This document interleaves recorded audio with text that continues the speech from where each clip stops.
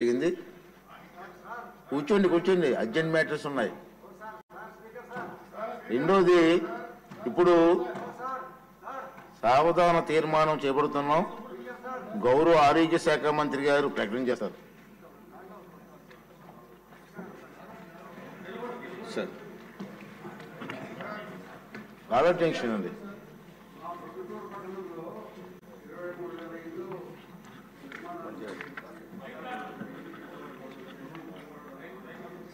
సరే క్వశ్చన్ ఇప్పుడు question already close చేసాం కదా సార్. పెద్ద మీరు సంవత్సరాల నుంచి పొద్దుటూరు పట్టణంలో ఇప్పటి వరకు 38,000 ఇండ్లే ఉన్నాయి.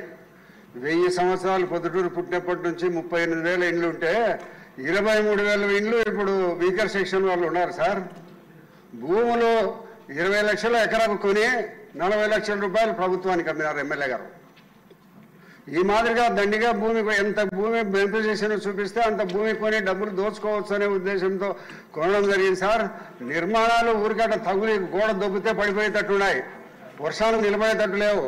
కాబట్టి దీని మీద సమగ్రమైన విచారణ చేస్తారు. 100 కోట్ల రూపాయలు ఎమ్మెల్యేలు కాంట్రాక్టులు తినేశారు. 35,35,000 రూపాయలు ప్రతి ఇల్లు కట్టే కాంట్రాక్టర్ తినేసినాడు. ఇప్పటి వరకు నిర్మాణాలు నిలబడిపోయినాయి.